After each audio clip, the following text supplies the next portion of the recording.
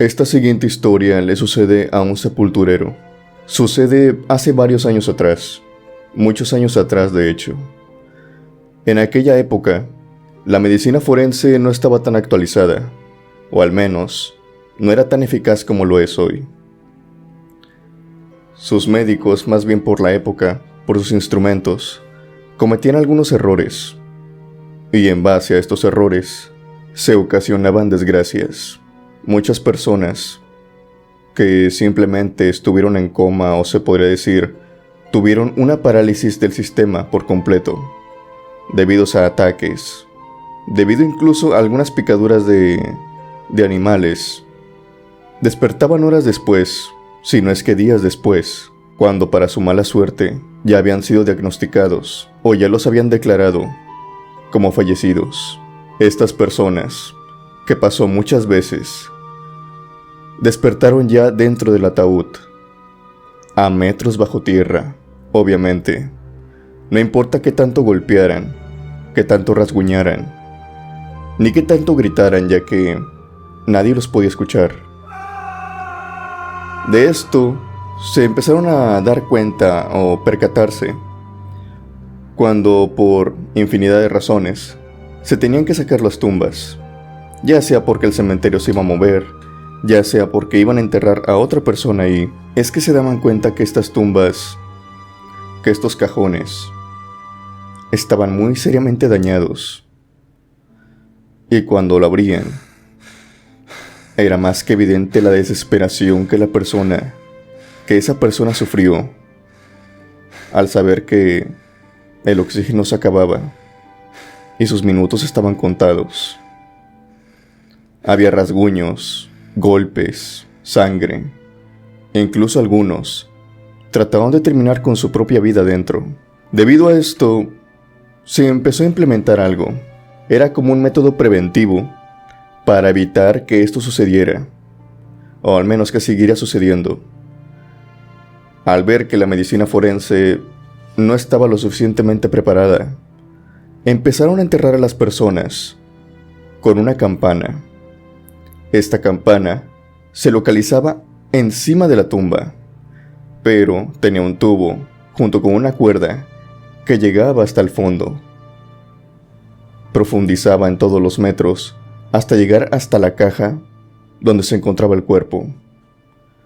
Si es que la persona despertaba y dada la casualidad de que aún siguiera con vida, esta persona podía tocar la campana con mucha fuerza, haciendo notar que la habían enterrado vivo.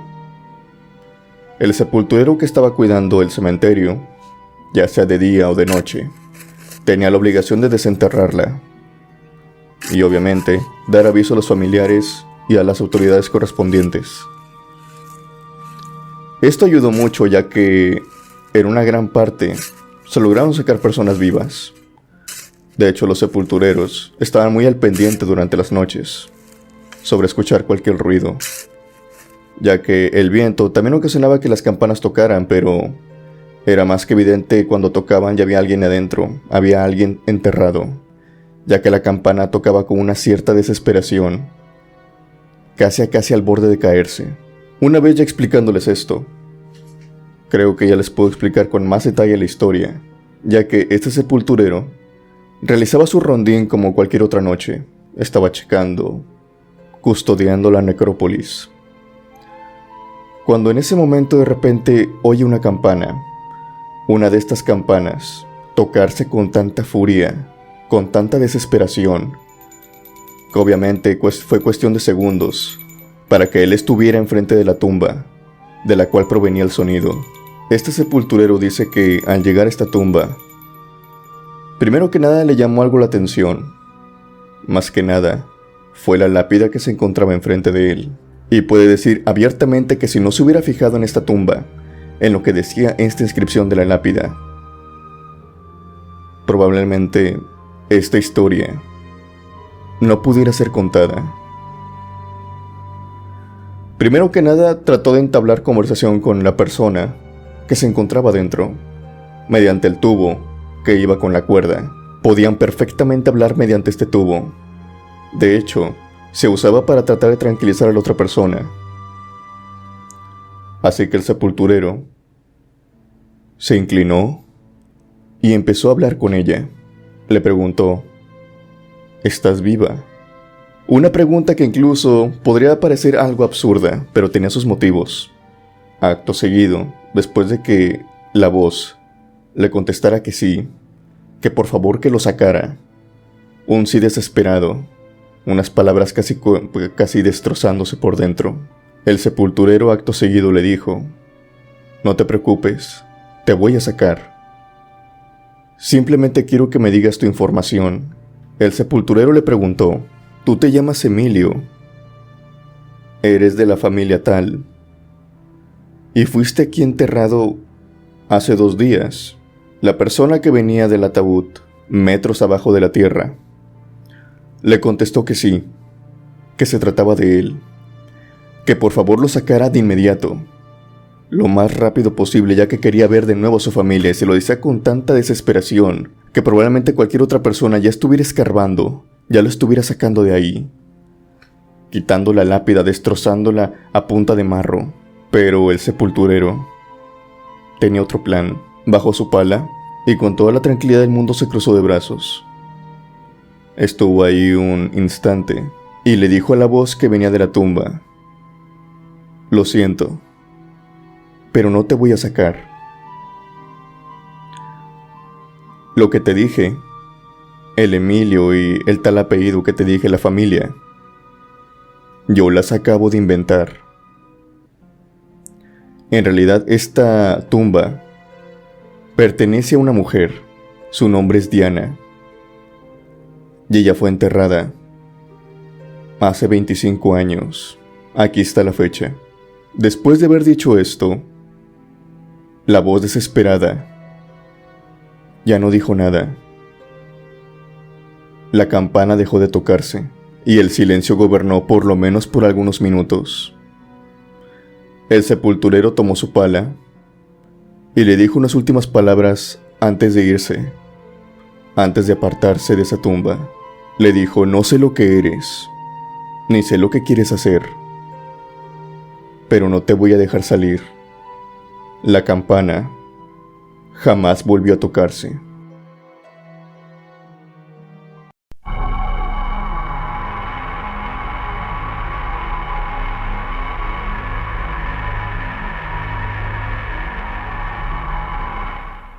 Esta historia viene de San Luis Potosí.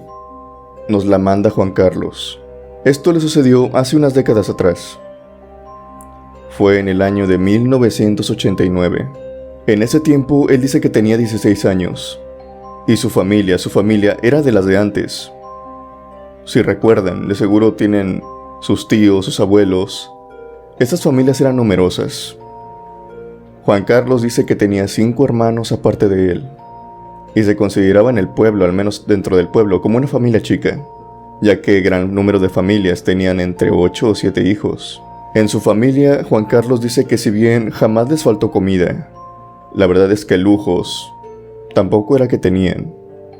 Al cumplir el 16 años, y a pesar de ayudar a su padre todos los días en la parcela, decidió buscar algo extra, un trabajo extra que le diera dinero, al menos el suficiente, para empezar a salir con las chicas, para empezar a comprarse cosas para él.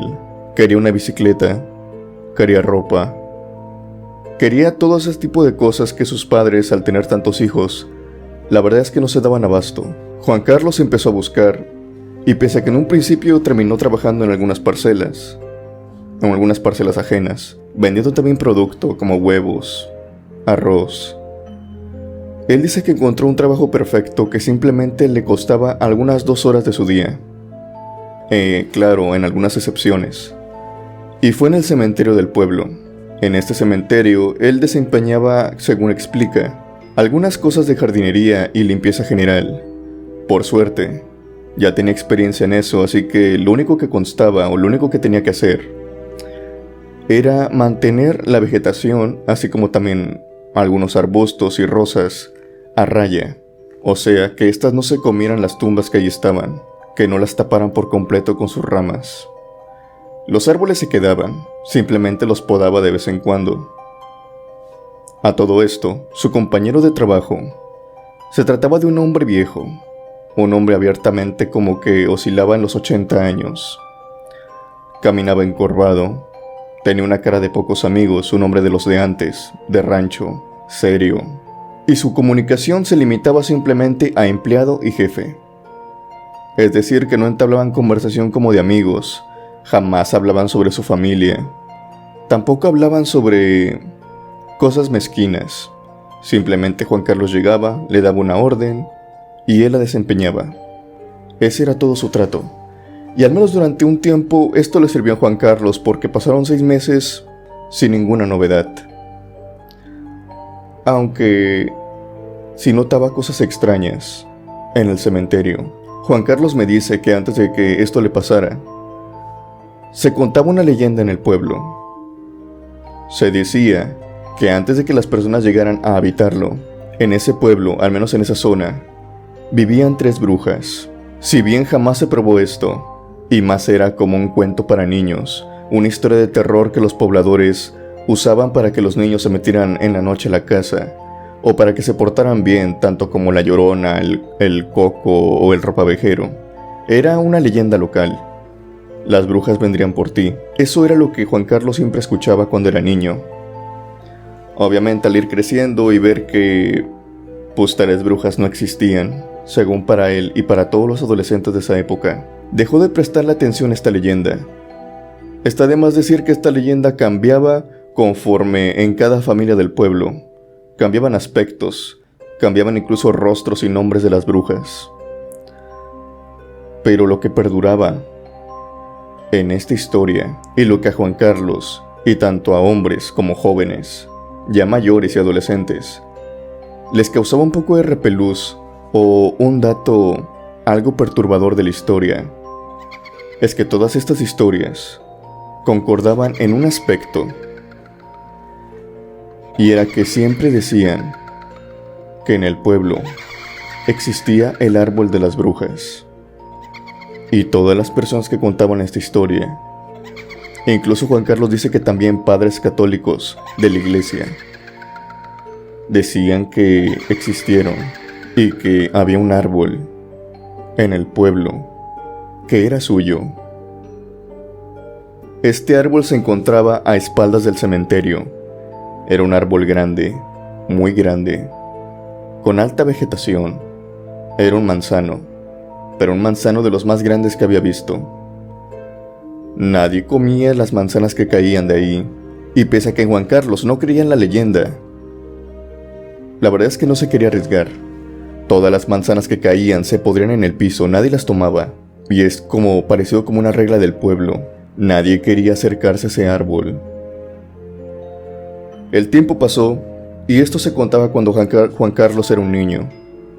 Obviamente, al pasar los años, el gobierno del estado, así como también otras autoridades, decidieron que el cementerio se iba a expandir un poco, por lo que el árbol de las brujas fue comido por este cementerio. Como les expliqué antes, los árboles no eran talados, más bien se usaban para un método de sombra o algo como un techo para las personas, sobre todo cuando eran días festivos como el 2 de noviembre o ciertos aniversarios. No tenían el presupuesto para poner algún techado o algún descanso para las personas que iban al cementerio, así que dejaban los árboles. Cuando Juan Carlos entró ahí a trabajar cuando tenía 16 años, este árbol ya se encontraba en el cementerio. Y de igual manera, los frutos que caían de este árbol eran recogidos por él y tirados en el bote de basura. Pero era todo lo que hacía, ya que cierta parte del cementerio, él explica, era destinada más que nada la parte que había sido recientemente adquirida, donde se había extendido. Era usada por el gobierno. Era como un tipo de fosa común. Esa área no era para enterrar cualquier cuerpo, sino las de personas que no eran reclamadas por nadie. Personas sin familia, personas de accidentes, que no les preocupaba en lo más absoluto a ningún familiar. Estos cuerpos venían de diferentes ciudades y pueblos, por lo que rápidamente se había llenado una parte de este cementerio. Juan Carlos dice que don Genaro, su jefe, Solamente le decía que se limitara a limpiar la parte frontal del cementerio. Él se encargaría siempre de la parte trasera. Y en esta parte trasera se encontraban estas tumbas. Un dato curioso, que si bien dejó pasar por algunos meses, pero le llamaba mucho la atención, es que había 2 zanjas. Las zanjas son los huecos que se hacen en la tierra de metros de profundidad para enterrar a los cuerpos, para enterrar a los ataúdes. Le llamaba la atención bastante a Juan Carlos que había 2 huecos, 2 de estas zanjas, a los pies de este árbol. De hecho, los frutos que se caían ahí, él no los recogía. Se disponía a recogerlos ya que era su trabajo, pero don Genaro siempre les decía que no era necesario, que los dejaba ahí. Que los dejara, que no se metiera en la zanja. De más está decir que don Genaro le tenía estrictamente prohibido acercarse a esas tumbas. Y ustedes dirán, ¿por qué llamaba tanto la atención esas 2 zanjas si estaban en un cementerio? Bueno, por el simple hecho de que esas 2 zanjas siempre se mantenían solitarias. Es decir, a nadie lo enterraban ahí. A nadie. Todos los cuerpos que venían, que no eran reclamados, eran enterrados más allá. Era como si hubieran exceptuado esas 2 zanjas, que tenían tiempo de haberse escarbado, pero no metían a nadie. Juan Carlos le llamó la atención esto, y una vez, desobedeciendo un poco a don Genaro, se internó más en este árbol, pues había visto que había un hueco. Él encontró dentro de este hueco cosas de brujería. Dice que fueron velas, animales, muñecos vudú. Obviamente al sacarlos, se los mostró a don Genaro. Don Genaro primero lo recriminó por desobedecerlo, pero después le contó la verdad. Le explicó, mira Juan Carlos, lo que pasa es que yo saco esas cosas cada fin de semana, y no quería que las vieras porque hay algunos chicos que las han visto y debido a la leyenda que se cuenta sobre este árbol, pues la verdad es que les da miedo y ya no vienen. Yo no quería que tú fueras susceptible a este miedo, entonces por eso decía que no te acercaras a este árbol. Era una explicación lógica, y Juan Carlos, queriendo parecer un hombre ya totalmente, no un adolescente con miedo, sino un hombre que no tenía miedo, que era valiente, le dijo que eso no le preocupara, que si bien sabía que había personas en el pueblo que practicaban brujería, no creía en ella. Se le hacían fantasías tontas. Poco sabía Juan Carlos que dentro de unos días estas palabras no tendrían sentido para lo que él estaba próximo a vivir. Llegó una ceremonia que era un poco triste, ya que una familia, un padre y una hija, habían fallecido en el pueblo. Por lo que muchas personas se juntaron en el velorio, entre ellos Juan Carlos, y al terminar con toda la ceremonia, él y don Genaro se quedaron a limpiar todo. En un momento, como a la 1 de la mañana, Juan Carlos explica que don Genaro se le perdió de vista. Él, al tratar de buscarlo por la noche, con una vela de esas de antes, que se cargaba a una mano, que alumbraba muy poco, no había lámparas. O más bien no trabajaban con lámparas en ese entonces. Era muy difícil buscarlo, sin medir los pasos ni en dirección a donde iba, simplemente buscándolo. En el cementerio, se encontró con este árbol y con estas 2 zanjas. Lo que le llamó la atención a Juan Carlos es que en estas 2 zanjas se encontraban 2 personas, no recostadas, sino paradas, adentro de las zanjas. Juan Carlos se acercó a ellas. Él dice que no le pareció raro, pero pues era ayudante del sepulturero, tenía que echar a todas las personas que se encontraran ahí después de la ceremonia. Juan Carlos, al acercarse, vio que se trataban de señores, o él pensó que eran señores calvos. Él dice que no tenían pelo, eran completamente calvos. y estaban vestidos con un vestido de mujer, cosa que le pareció extraño a Juan Carlos porque eran hombres, tenían aspecto de hombres, pero vestían ropa de mujer. Aún así se acercó, bien decidido a echarlos, pero al momento, antes de que él pronunciara alguna palabra, uno de estos hombres le dijo: Juan Carlos, necesito tu ayuda. Me caí a la zanja. Por favor, ayúdame. Dame la mano para poder subirme.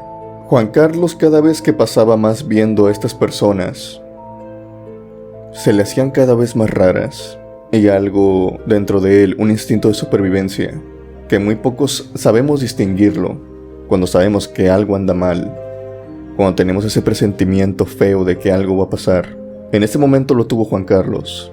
Él no se acercó a este hombre, simplemente les pidió que se tenían que salir. Estos hombres no hacían ni el esfuerzo por salir.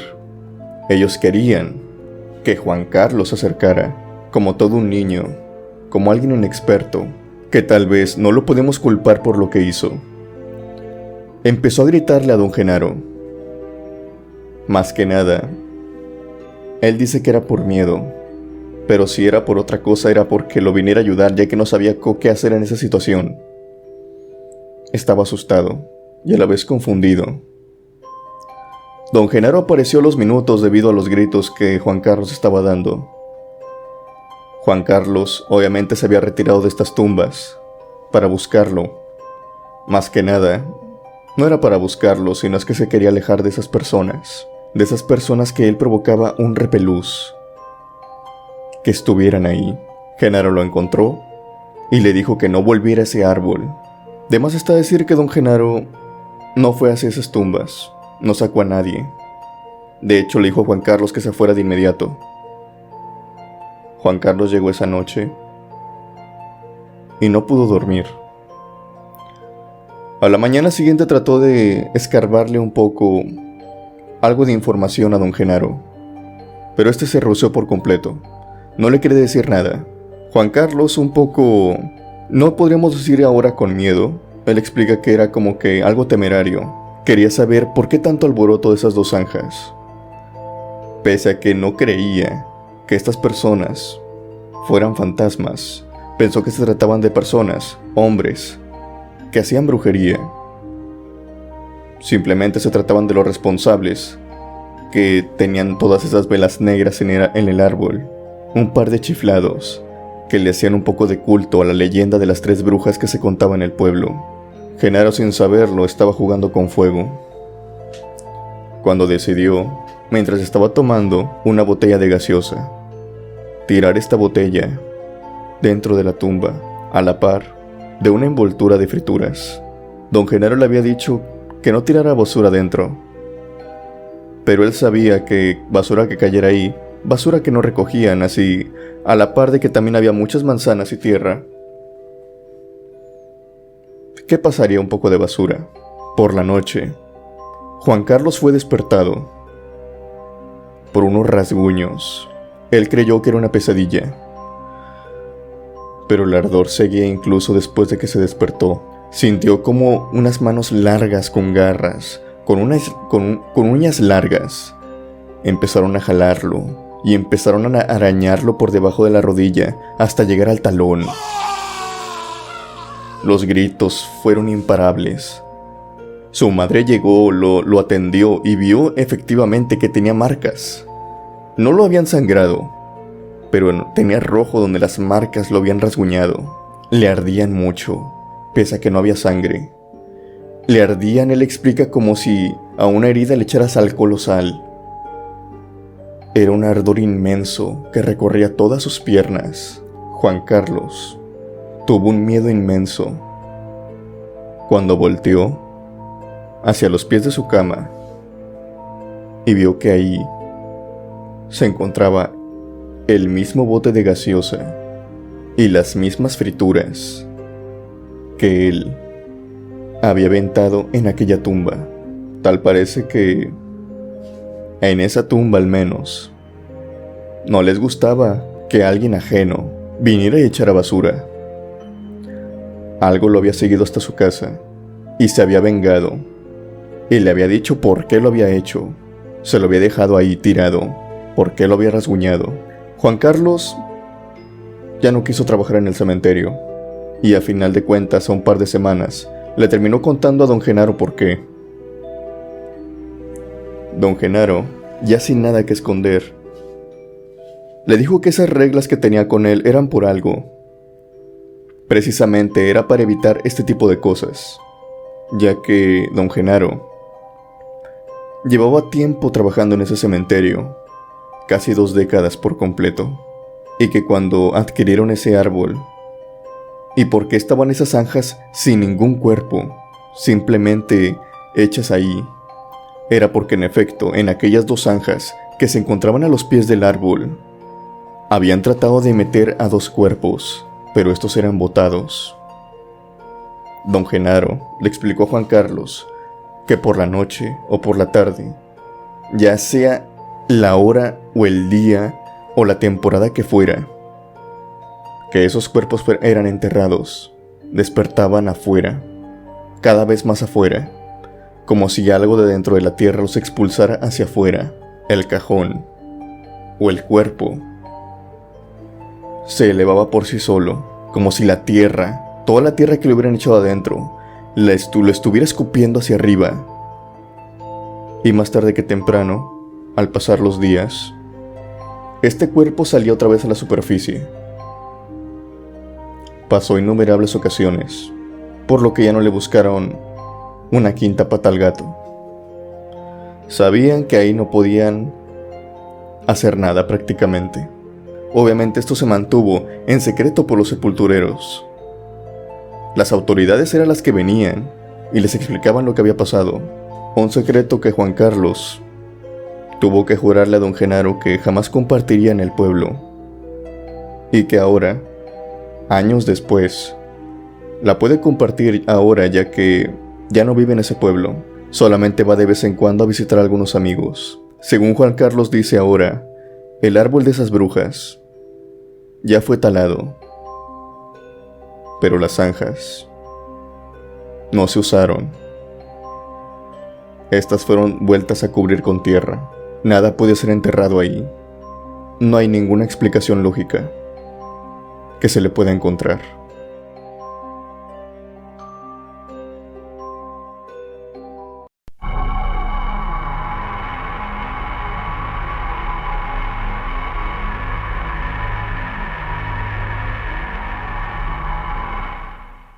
Esta historia le sucedió a un par de amigos, Ernesto y Luis, que me la compartieron mediante Instagram. Ellos decían que corría el año de 2016 y ellos dos, en ese mismo año, estaban transcurriendo el primer año de preparatoria. Tenían 15 y 16 años. Estos 2 chicos cuentan que eran amigos desde primaria y tenían una fascinación en común. Les gustaba y les gusta todavía ir de exploración urbana. Pero no quiero que se confundan. No era una exploración urbana hardcore, como muchos piensan, que se metían a lugares prohibidos, que se metían a lugares inhóspitos o muy peligrosos. No, Ernesto y Luis dicen que tienen muy bien los pies sobre la tierra. No van a jugar con su vida, tentándose, encontrándose con algo que les pueda hacer daño, ya que las personas, en sus mismas palabras, espantan más las vivas que los fantasmas. Y puede ser que concuerdo con ellos en este punto. Pero en ese año se encontraron con algo que les hizo muy feliz. Estaban de viaje a conocer a uno de los tíos de Ernesto. Y en ese viaje se encontraron con que había un edificio el cual podía satisfacer esas ansias de exploración urbana que simplemente hasta la fecha habían decidido efectuar en algunos edificios abandonados, muy chiquitos de 2 pisos y escasas habitaciones, así como también algunos bosques y montes que había cerca de su ciudad, de su localidad, a pasar a lo que podría ser un cementerio, una necrópolis. No era un cementerio per se, era uno de estos edificios donde se incineraban a los cuerpos, y a la par que también se hacían autopsias y otro tipo de procedimientos forenses. Ernesto y Luis tomaron la decisión de adentrarse en este edificio. Ya estaba abandonado, pero abandonado recientemente. Tanto así que ellos explican que algunos cuerpos, según explican algunos vecinos, no habían sido sacados. Tenían 3 meses de que habían abandonado aquel edificio. Y seguridad no había. Simplemente la única seguridad era un candado. Un candado que fácilmente pudo haber sido burlado 1 y 1000 veces por diferentes adolescentes, simplemente saltándose la barda, cosa que Luis y Ernesto hicieron. Ellos cuentan que hacían esto por deporte. No llevaban cámaras, no grababan, simplemente iban, se metían, en compañía de sus lámparas, a vivir una experiencia que más que nada los haría vivir el terror en su forma más pura. Obviamente llevaban una palanca por si acaso se encontraban con alguna persona, un indigente, que estuviera ahí y que les quisiera hacer daño. Siempre contemplaban eso, pero no, aquella noche no. Todo estaba en absoluto silencio, hasta que por fin llegaron a lo que se podría decir la parte del cementerio. Había cuerpos ahí, pero no eran enterrados por debajo de la tierra. Para explicarme mejor, no eran cuerpos que estuvieran por debajo de una lápida o 3 metros bajo tierra. No, estos cuerpos, la mayoría de ellos, como dije, eran incinerados y puestos en las paredes.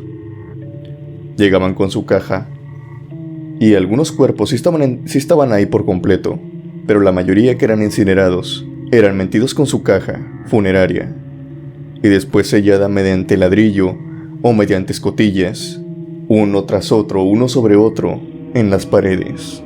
Ellos parecían niños como en dulcería, de una manera hasta podríamos decir algo perturbadora, porque ellos iban leyendo, alusando, mientras que iban viendo las tumbas, que pueden explicar eran como de 7 tumbas, seguidas hasta arriba hasta llegar al techo, 7 tumbas una tras otra, y ellos iban leyendo las fechas, los nombres.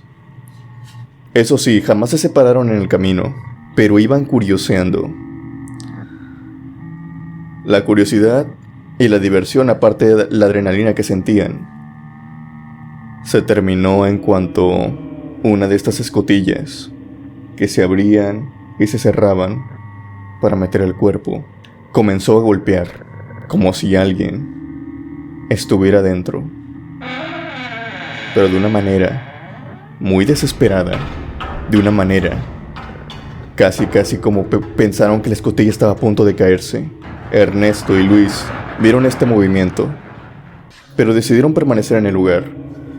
Ellos explican que si bien les gusta todo el terror, son muy escépticos en este tema. Ellos vieron que la escotilla se encontraba entreabierta, por lo que a lo mejor se trataba de algún roedor, se trataba de algún animal que hasta ahora se habían topado varios, algún tipo de animal que se había metido y simplemente no había conseguido salir. O al menos es la explicación que Ernesto le dio a Luis. Más que nada porque Luis era el más espantado de ellos dos. Esta escotilla siguió tocándose, siguió golpeando hasta el hecho de que los dos se acercaron y de una forma, podría decirlo, valiente. Aunque Ernesto dice claramente que fue más como cobardía, como para saciar, como para atacar a algo, como para calmarlo, Ernesto decidió dar una patada a esta escotilla, cerrándola por completo, y los golpes se calmaron. Ernesto pensó que obviamente le había dado un mal golpe a este animalito, ¿no? A lo mejor lo noqueé, o a lo mejor ya se calmó, o a lo mejor lo asusté. Ya no va a salir. Hay que seguir al segundo piso. Era un edificio de 2 pisos, por lo que no les faltaba tanto recorrido. En el segundo piso ellos dicen que era más como una terraza, que era como para que los médicos comieran, se relajaran. No era nada del otro mundo. La peor parte, ellos dicen, para ellos, ya había pasado, que eran las tumbas. Y también la parte más emocionante. Ernesto y Luis subieron hasta esta parte de la terraza, esta parte del restaurante. Y se sentaron ahí porque podían ver, incluso tenían una buena vista. Aparte de eso, dijeron que era temprano, como las 9 de la noche, por lo que no tenían apuro en terminar lo más rápido. Pese a que tenía una regla de jamás separarse, Luis esta regla la rompió aquella noche, porque obviamente las necesidades pueden más que las palabras, y Luis tenía necesidades. De la forma más carismática que le puede decir a su amigo: ¿sabes qué, Ernesto? Tengo que ir a liberar a Willy, o sea, tengo que ir a hacer del baño. Obviamente no lo pienso hacer aquí a tu lado o aquí donde me veas, así que se internó dentro del edificio y se dispuso a hacer sus necesidades, ¿no? Ernesto lo estaba esperando sentado en la terraza enfrente, dando la vista, cuando empezó de nuevo a escuchar los golpes. Ernesto se levantó y dio un grito hacia Luis, como para que viniera, no, para que escuchara de nuevo los golpes que están otra vez, pero Luis no venía. Ernesto dice que está seguro que pasaron más de 20 minutos y Luis no venía. Por lo que Ernesto bajó hacia donde se escuchaban estos golpes. Era otra lápida, no era la misma, pero lo que le provocó un repelús, un temor aberrante, es que Ernesto dice que dentro de esa lápida escuchaba la voz de su amigo, escuchaba la voz de Luis, como si Luis estuviera encerrado ahí, como si alguien lo hubiera encerrado ahí. Ernesto, desesperado al ver que su camarada, que su compañero, su amigo desde primaria, estaba encerrado, empezó a tratar de abrir la lápida. Inexplicablemente esta lápida tenía un candado. No podía explicar cómo Ernesto se había metido ahí, y aparte alguien le había puesto un candado. El temor era tan grande que Ernesto empezó a llorar, empezó a gritar, empezó a pegarle, a sangrarse incluso las uñas y los nudillos con tal de sacar a Luis. Todo esto terminó abruptamente, cuando escuchó pasos venir desde arriba bajando corriendo. Los golpes se detuvieron y la voz de Luis se escuchó, pero ya no de adentro, sino bajando por las escaleras. Su amigo estaba afuera, lo estaba buscando allá arriba. De hecho, Ernesto no lo podía creer. Hace unos segundos lo estaba escuchando dentro del ataúd, dentro de esa lápida, podría decirse. De la lápida ya no se escuchaba nada. Tan abruptamente como habían comenzado los golpes, así de la misma manera se habían calmado. Ernesto y Luis no siguieron en ese edificio. Habían entrado en cuestión de minutos y ahora habían salido en cuestión de segundos. Casi corriendo, treparon la barda de un solo salto. Habían ocupado incluso de ayuda uno de otro para escalar la barda, para entrar en el edificio. Cuando salieron ocuparon ayuda el uno del otro. Bastó un salto y la desesperación y el miedo para salir. La adrenalina era bastante. Luis le dice a Ernesto que había ido al baño. Le dieron ganas de estar en un lugar más privado, ya que le dieron ganas de hacer más necesidades. Entonces buscó un lugar el cual él pudiera hacerlas. No sabía dónde estaba el baño, así que tuvo que improvisar, por eso era que tardaba mucho. Luis escuchó los gritos de Ernesto cuando lo llamaba, pero obviamente él también le gritó de regreso, pero Ernesto no escuchó sus gritos, debido a que se había alejado con un lugar con puerta. Entonces no podía escuchar Ernesto los gritos de Luis. Múltiples veces Luis dice que le dijo: Ernesto, acá estoy, estoy en el trono, déjame tranquilo, ahorita voy. Pero Ernesto jamás los escuchó. Todo se había puesto de una manera perfecta para que ellos vivieran esa experiencia. Cuando Luis terminó, vio que Ernesto ya no estaba y por eso bajó, pero cree en las palabras de su amigo, porque Luis explica que de los dos, Ernesto es el más escéptico, y esa noche creyó en fantasmas.